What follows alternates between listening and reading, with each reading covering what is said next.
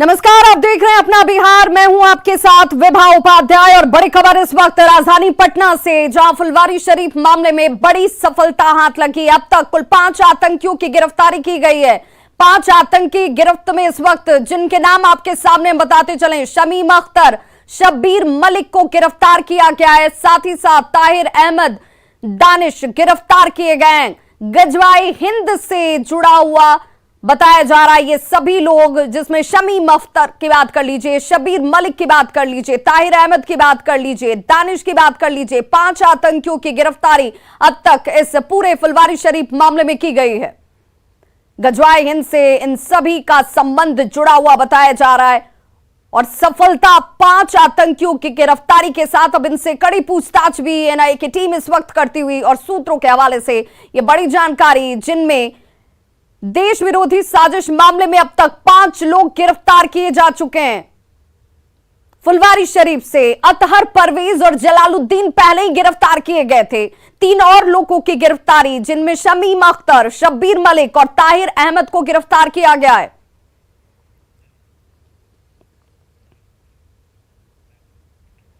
तो पटना पुलिस जिस जलालुद्दीन और अतहर परवेज की गिरफ्तारी को लेकर अपनी पीठ थपथपा रही है, उस नापाक मंसूबे की भनक इस कार्रवाई से 1 महीने पहले ही फुलवारी शरीफ थाने के जो एसएचओ हैं उन्हें लग चुकी थी। न सिर्फ थाने को इस बात की भनक लगी थी, बल्कि एसएचओ ने अज्ञात लोगों के खिलाफ एफआईआर भी दर्ज कर अनुसंधान करना चाहा था, लेकिन जांच उस रफ्तार से आगे नहीं बढ़ पाई। इस 1 माह के दौरान जलालुद्दीन, अतहर परवेज और उसके सहयोगी अपने नापाक मंसूबे को आगे बढ़ाते रहे। इस बीच प्रधानमंत्री नरेंद्र मोदी का पटना में कार्यक्रम था और आतंकियों के नापाक मंसूबों की जानकारी आईबी को हो गई, जिसके बाद आईबी की सजगता से फुलवारी शरीफ मॉड्यूल का भंडाफोड़ हो गया। पुलिस की लापरवाही के बारे में विस्तार से बता रहे हैं न्यूज़ 18 संवाददाता अमित कुमार। पटना पुलिस एक बार फिर से सवालों के घेरे में है। सवाल इसलिए उठ रहे हैं कि जिस जमालुद्दीन और अख्तर को गिरफ्तार करके पटना पुलिस अभी अपना पीठ थपथपा रही है, इसके संदर्भ में फुलवारी थाना जहां पे मैं मौजूद हूं, यहां के जो एसएचओ हैं, उन्होंने पिछले महीने यानी कि 11 जून को ही एक एफआईआर लॉन्च किया था। अज्ञात ये एफआईआर लॉन्च था और इस एफआईआर में जो है जिन बातों का उल्लेख किया गया था उसकी तस्वीर पहले मैं दिखा दूं कि देखिए ये एफआईआर जो है 153A, 295, 295A, 234, 120B, 3A भादवी की जो धारा है उसके तहत ये एफआईआर लॉन्च किया गया था। और इस एफआईआर में जिन बातों का उल्लेख किया गया था वो भी मैं बताता हूं कि मैं पुलिस निरीक्षक इकरार अहमद खान, उम्र तकरीबन 54 वर्ष, वर्तमान में थानाध्यक्ष फुलवारी के पद पर पदस्थापित हूं। दिनांक 10/6/2022 को समय करीब 9 बजे ये एफआईआर जो है लॉन्च की गई थी। क्या सूचना प्राप्त हुआ है कि कुछ असामाजिक तत्वों द्वारा सांप्रदायिक सद्भाव खराब करने के उद्देश्य से पैम्पलेट छपवाया गया है और इसे व्हाट्सएप ग्रुप जो है, विभिन्न व्हाट्सएप ग्रुप में इसे सर्कुलेट किया जा रहा है।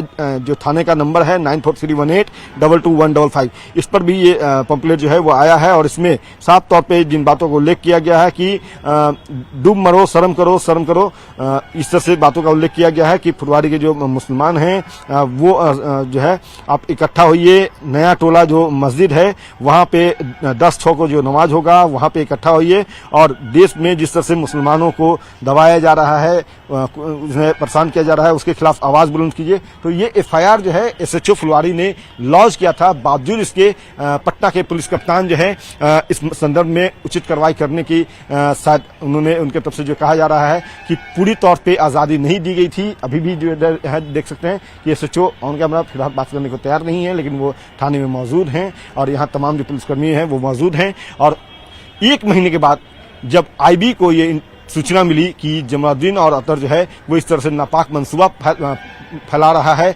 नापाक मंसूबा जो है उसकी प्लानिंग कर रहा है, देश में विध्वंस फैलाने की कोशिश कर रहा है, तब जाकर के यहाँ पे पुलिस जगी और आईबी के इनपुट पे ये कार्रवाई जो है वो की गई। और अब पटना पुलिस, चाहे पटना के जो एसएसपी हैं मनोजीत सिंह ढिल्लो या फिर फुलवारी शरीफ के जो एएसपी हैं मनीष कुमार, ये अपनी पीठ थपथपा रहे हैं और कह रहे हैं कि हमने एक बड़ा जो है नेक्सस को क्रैक किया है और अनुसंधान चल रही है, अनुसंधान के बाद जल्दी कार्रवाई की जाएगी। लेकिन बड़ा सवाल ये है कि जब 11/6 को ही इस बात की संकेत मिले थे पटना के जो फुलवारी थाना, जहां की तस्वीर हम दिखा रहे हैं यहाँ के एसएचओ को, कि ऐसे असामाजिक तत्व जो हैं विध्वंस फैलाना चाहते हैं, देश के गद्दार जो हैं वो उन्माद फैलाना चाहते हैं। तो समय रहते उसी समय क्यों नहीं कार्रवाई की गई थी, सवाल बड़ा है।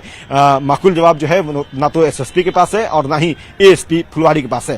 बहरहाल देखना होगा कि अब चूंकि इस मामले में गिरफ्तारी हो चुकी है तो पटना पुलिस जमालुद्दीन और अतर जो 2 लोग हैं, उसके साथ साथ एक और शख्स की जिसकी गिरफ्तारी की गई है, उसके खिलाफ किस तरह से एक्शन लेते हैं, क्या कानूनी कार्रवाई करते हैं। कैमरा पर्सन मनीष जुनेजा के साथ अमित कुमार, न्यूज़ 18 पटना। और हमारे संवाददाता अमित हमारे साथ इस वक्त सीधे लाइव जुड़ गए। अमित, इन खुलासों के साथ कई सवाल अब खुद पुलिस की कार्यशैली पर भी खड़े हो रहे हैं, उस विश्वास पर भी खड़े हो रहे हैं जिसमें सिखाया जाता है, शपथ ली जाती है कि सबसे पहले देश है, राज्य, और उसके बाद तमाम चीजें बाद में आती हैं। 1 महीने पहले एफआईआर दर्ज की गई, कार्रवाई क्यों नहीं हुई, उस वक्त वो गंभीरता क्यों नहीं दिखाई गई, क्या इसे लेकर अधिकारी जवाब देते नजर आ रहे हैं? देखिए, बिल्कुल ये बड़ा सवाल है और सवाल तब भी बड़ा हो जाता है कि जब प्रधानमंत्री का कार्यक्रम लगा था और इसकी जानकारी इस तरह के उन्मादियों को लेकर के थी, तो फिर पटना पुलिस हाथ पे हाथ धरे क्यों बैठी थी, क्यों नहीं समय रहते कार्रवाई की जा रही थी। शुक्र बनाइए कि किसी तरह की नापाक मंसूबे को ये लोग कामयाब करने में कामयाब नहीं हो सके। अगर होते तो शायद घटना बड़ी होती और देश के लिए बड़ा नुकसान भी होता। बावजूद इसके यहाँ पे जो पुलिस कप्तान हैं वो ढुलमुल रवैया अपनाए रखे और अब कह सकते हैं कि ढुलमुल बयान भी उनका सामने आ रहा है, जो बयान हम दर्शकों को थोड़ी देर में सुनाएंगे, बताएंगे। लेकिन अगर बात पुलिस मुख्यालय की करें तो पुलिस मुख्यालय में बैठे डीजीपी, एडीजी पुलिस मुख्यालय जो है वो जानकारी मिली है कि वो मीटिंग कर रहे हैं। मीडिया से वो मिलने को फिलहाल तैयार नहीं है, उनसे मिलने की कोशिश लगातार हमने की तो वो ऑन द कैमरा कुछ भी बोलने को तैयार नहीं है। ना तो डीजीपी तैयार है और ना ही एडीजी तैयार है। अमित, हम इसे दूसरे तरीके से क्यों ना देखें, क्यों ना सवाल उठाएं कि अगर प्रधानमंत्री का दौरा नहीं होता, अगर दौरा नहीं होता तो आईबी इंटेलिजेंस और इनपुट्स नहीं मिलते तो ये तमाम चीजें बदस्तूर चलती रहती, क्योंकि पटना पुलिस जिसे 1 महीना पहले से इसकी जानकारी थी, वो पुलिस तो इसे लेकर ढुलमुल रवैया अपनाए हुए थी। बिल्कुल, देखिए सवाल इसलिए भी बड़ा हो रहा है कि बिल्कुल जिस तरह से प्रधानमंत्री की सभा थी, अगर सभा नहीं होती तो आईबी जो है वो शायद इतनी तेज गति से उनका जो सूचना तंत्र है वो काम नहीं कर रहा होता और इस तरीके से आईबी के इंटेलिजेंस पे ये कार्रवाई नहीं होती। कहा तो ये भी जा रहा है कि आईबी ने खुद ही जमालुद्दीन और अतर को गिरफ्तार करके फुलवारी शरीफ थाने को सौंपा, सुपुर्द किया। ये भी बातें हैं, हालांकि ये विभागीय मामला है, कौन गिरफ्तार किया, किसके इनपुट पे गिरफ्तार किया, वो तमाम चीजें जो है वो सामने आ रही है धीरे धीरे करके। आईबी के सूचना पर ये गिरफ्तारी हुई है, कामयाबी मिली है। इस बात को खुद एडीजी पुलिस मुख्यालय जितेंद्र सिंह गंगवार और पटना के एसएसपी मनवजीत सिंह ढिल्लों दोनों ने कहा है, एएसपी मनीष ने भी कहा है कि आईबी का इनपुट था और उसी के इनपुट पे हमने ये कार्रवाई की है। तो सवाल तो बड़ा है ही ना कि अगर ये प्रधानमंत्री की सभा नहीं होती तो जाहिर सी बात है कि ये जो देश विरोधी गतिविधि जो है वो आगे बढ़ते रहती, मंसूबे इनके फलते फूलते रहते, लोग जुड़ते और आने वाले दिनों में हो सके तो बड़ी घटना, बड़ी वारदात जो है। अमित, इस समय जो जानकारी मिल रही है, बताया जा रहा है कि पहले जिस दिन फुलवारी शरीफ में कार्रवाई की गई, 2 आतंकियों को गिरफ्तार किया गया और उसके बाद कल एक अन्य आतंकी की गिरफ्तारी होती है। अब ये संख्या बढ़कर 5 तक जा पहुंची है।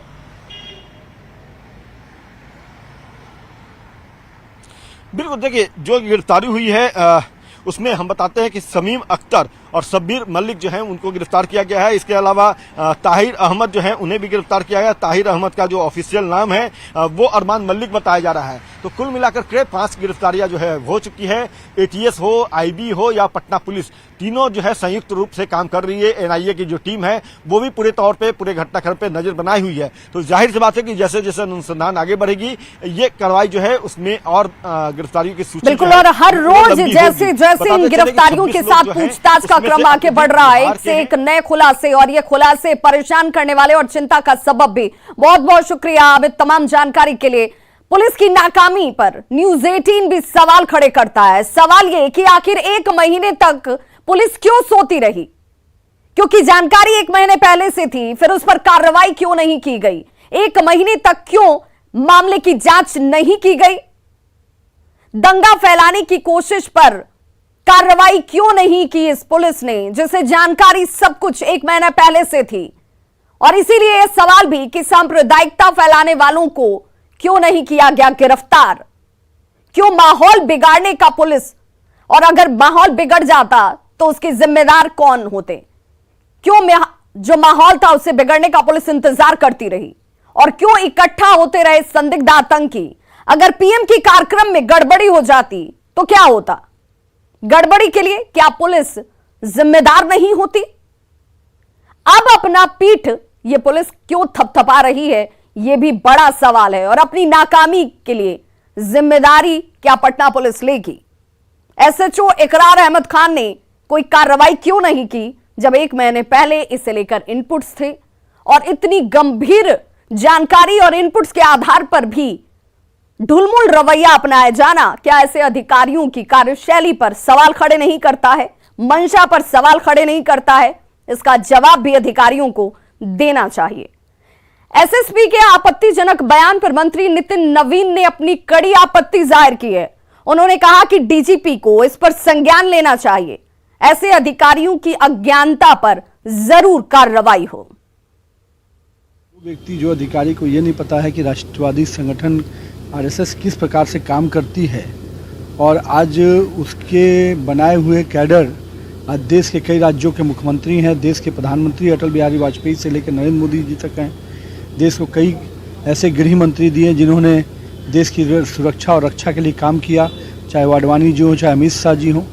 देश के रक्षा मंत्री राजनाथ सिंह संघ परिवार से आते हैं। तो जिनको इतना नहीं है तो निश्चित रूप से उनको पूरे उनकी अज्ञानता के कारण आज पूरे देश में जिस प्रकार का उन्होंने वातावरण बनाया है उनके स्टेटमेंट से, वो सही में आपत्तिजनक है और उन पर इस पर संज्ञान लेना चाहिए डीजीपी को।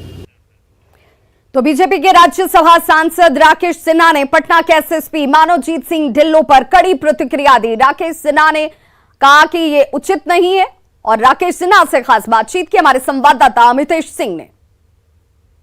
बात करते हैं बीजेपी के राज्यसभा सांसद राकेश सिन्हा से। राकेश जी, पटना में जो घटना हुई, पीएफआई के लोग पकड़े गए हैं और उस पर एसएसपी ने जो बयान दिया था, आरएसएस और पीएफआई दोनों की तुलना कर दी है। जिस तरह से आरएसएस में ट्रेनिंग होती है उस तरह से पीएफआई का इस तरह से उन्होंने कहा है, क्या कहेंगे आप? देखिए, एसएसपी मानवजीत सिंह का बयान न सिर्फ निंदनीय है बल्कि दुर्भावना से प्रेरित है।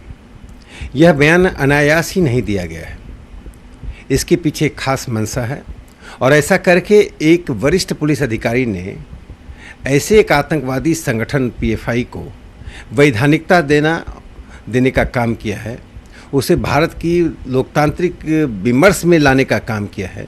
जो संगठन पूरे दुनिया में आतंक फैला रहा है और भारत को इस्लामिक राष्ट्र बनाने की उद्देश्य से काम कर रहा है, जिसका हिंसात्मक गतिविधियां उद्देश्य है, उसकी तुलना उस संगठन से कर देना जिस संगठन से प्रशिक्षित श्रीमान अटल बिहारी वाजपेयी जी, श्री नरेंद्र मोदी जी देश के प्रधानमंत्री हैं, देश के गृह मंत्री संघ से जुड़े हुए राष्ट्रीय स्वयंसेवक संघ इस देश में देशभक्ति का भाव जगाते हुए वनवासी क्षेत्रों से लेकर समाज के हाशिए के लोगों में, मजदूरों में, छात्रों में काम कर रहा है, उस संगठन पर इस प्रकार की तुलना कर देना सुनियोजित साजिश का हिस्सा है। तो राकेश सिन्हा का सीधे तौर पर कहना है कि ये जानबूझकर दिया गया, अनायास ये बयान नहीं, और इस बयान को हल्के में लेने की कोशिश भी नहीं होनी चाहिए। जेडीयू के राष्ट्रीय अध्यक्ष ललन सिंह का शेखपुरा परिसदन में स्वागत किया गया, और इस दौरान एसएसपी मानवजीत सिंह ढिल्लों ने प्रतिक्रिया देने से मना कर दिया। सिर्फ इतना कहा कि बीजेपी पार्टी का अपना एजेंडा है, यहां पर कानून का राज है, सरकार न तो किसी को फंसाती है और ना ही किसी को बचाती है। काम कर रहे हैं, कानून का राज है, और कानून का राज में कोई न किसी को बचाया जाता है न किसी को फंसाया। का कार्य चल रहा था, अरे वो अलग बात है, वो पुलिस अपना काम कर रही है, हर बात पर प्रतिक्रिया थोड़ी दिया जाता है। सर, एसएसपी का बयान पर सर बीजेपी की, अभी बीजेपी की अपनी पार्टी की प्रतिक्रिया है, उनकी अपनी विचारधारा है, वो अपने विचारधारा पर काम करते हैं। एसएसपी के बयान पर सर कुछ कहना है? अरे एसएसपी के बयान, एसएसपी पुलिस प्रशासन है, वो जांच कर रही है, वो पुलिस प्रशासन उसके लिए सक्षम व्यक्ति है। हाँ। पटना के फुलवारी शरीफ में संदिग्ध आतंकी के खिलाफ पटना पुलिस ने 11 जुलाई की रात ही कार्रवाई की थी। अहमद पैलेस में 11 जुलाई की रात पुलिस की कार्रवाई का एक्सक्लूसिव वीडियो न्यूज 18 के पास है, और यह तस्वीर आपके टीवी स्क्रीन पर भी, जिसमें साफ देखा जा सकता है कि किस तरह पटना पुलिस अहमद पैलेस में छापेमारी कर रही है। पुलिस की कार्रवाई का सीसीटीवी फुटेज सामने आ चुका है और ये तस्वीरें बताने के लिए काफी हैं कि फुलवारी शरीफ के अहमद पैलेस में क्या चल रहा था। और पुलिस जब कार्रवाई करने के लिए यहां पर पहुंची तो संदिग्ध आतंकी जो यहां पर अपने मंसूबों को अंजाम तक पहुंचाने की कोशिश कर रहे थे, उन पर कार्रवाई की जा रही है। और संवाददाता संजय हमारे साथ इस वक्त ज्यादा जानकारी के साथ जुड़ गए हैं। संजय, सीसीटीवी फुटेज ये बता रहा है कि पुलिस 11 जुलाई को यहां पर पहुंची, कार्रवाई की गई, लेकिन अब उसी पुलिस की कार्यशैली पर सवाल भी हैं कि इनपुट्स तो बहुत पहले से थे, फिर भी उसे लेकर वो गंभीरता नहीं दिखाई गई जो पुलिस की तरफ से अपेक्षा की जाती है। जी बिल्कुल विभा, देखिए, और सवाल अपनी जगह अब भी वाजिब है और खड़ा है सवाल।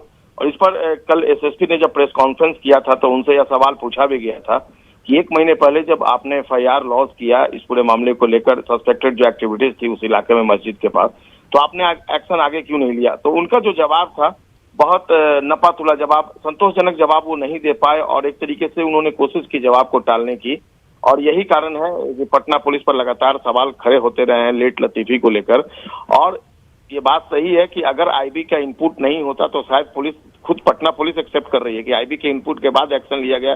11 तारीख की जो ये तस्वीरें हैं, शाम 7:47 की ये तस्वीरें, जब पुलिस पहली दफा वहां पर पहुंची थी, अहमद पैलेस, जो जलालुद्दीन रिटायर्ड पुलिस ऑफिसर हैं, नया टोला फुलवारी शरीफ में उनका ये मकान जहां पुलिस पहुंचती है, और एएसपी मनीष कुमार जो फुलवारी शरीफ के हैं, उनके नेतृत्व में 4 थानों की टीम पहुंची थी और कई घंटों तक वहां मौजूद थी। उसके बाद 2 लोगों को, अतहर और जलालुद्दीन को गिरफ्तार किया गया, कई डॉक्यूमेंट्स रिकवर किए गए।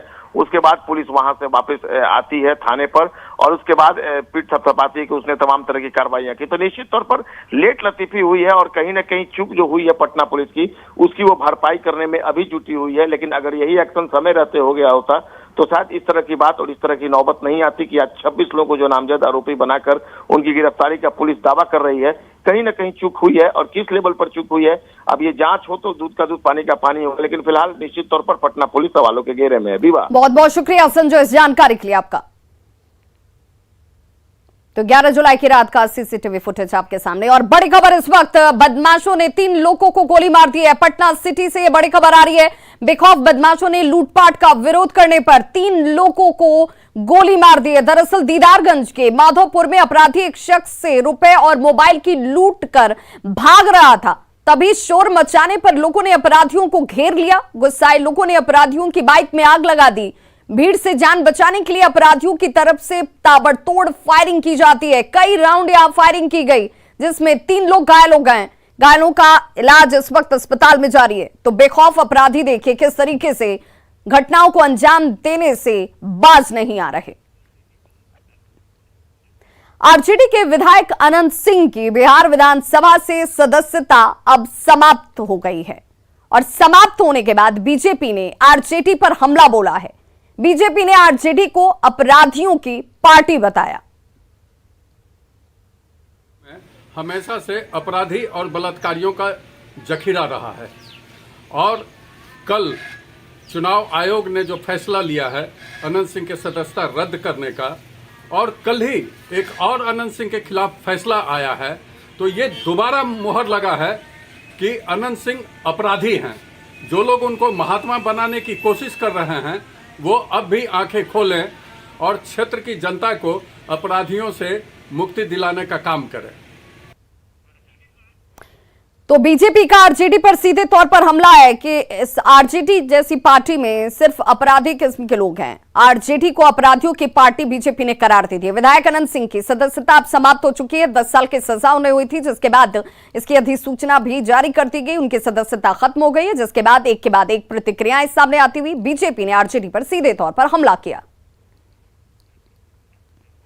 गोपालगंज में सुखाड़ की मार किसानों को झेलनी पड़ रही है। जुलाई का 3रा सप्ताह चल रहा है, लेकिन अब तक धान की रोपनी नहीं हो पाई। अब जरा आप अंदाजा लगाइए कि खेतों के जो हालात हैं, जो तस्वीरें हैं, वो किसानों के साथ साथ सबके लिए परेशानी का विषय है। खेतों में पहले जहां इस समय धान के बिचड़े लग जाया करते थे, वहां की मिट्टी आज दरकी हुई है, सूखी हुई है, दरारें साफ नजर आ रही हैं। कई किसानों ने हालांकि नलकूप और पंप सेट के जरिए रोपनी तो की थी, लेकिन मौसम की बेरुखी से अब ये भी किसान परेशान हैं। किसानों को इंतजार है तो बारिश का, ताकि धान की खेती बेहतर तरीके से हो सके। ऐसे थोड़ा बारिश हुआ और हम लोग धान का बुआई कर दिए। इस टाइम अब धान तो थोड़ा लग गया हुआ है, पर पानी भी नहीं सूख रहा है, जैसे बारिश भी नहीं हो रही है। अब कितने किसानों के पास पैसा भी नहीं है कि पटवन करें। बारिश जो टला तो अब तक जो है बिल्कुल बरसने का जो है कोई आसार नहीं दिख रहा है। बादल घिर रहे हैं, लेकिन हल्की फुल्की बूंदाबांदी भी है चाहे वो भी नहीं हो रहा है। खेत फटे पड़े हैं, फसलें सूख चुकी है। इस तरीके से हम लोग इसको किसानों को आग्रह करेंगे कि जो भी नलकूप है, नलकूप के माध्यम से, नहर के माध्यम से भी वे अपना सिंचाई व्यवस्था दुरुस्त करें, ताकि विधिवत तरीके से यहाँ धान का आच्छादन हो सके। तो देखिए, बारिश नहीं होने की वजह से इस वक्त किसान सबसे ज्यादा परेशान हैं। उन्हें सुखाड़ का डर सताने लगा है। किसानों को इस वक्त तक जब वो अपने बिचड़े लगा चुके होते थे, वो अब सिर्फ बारिश का इंतजार करते हुए इंद्रदेव की मेहरबानी की तरफ आस भरी निगाहों से देख रहे हैं।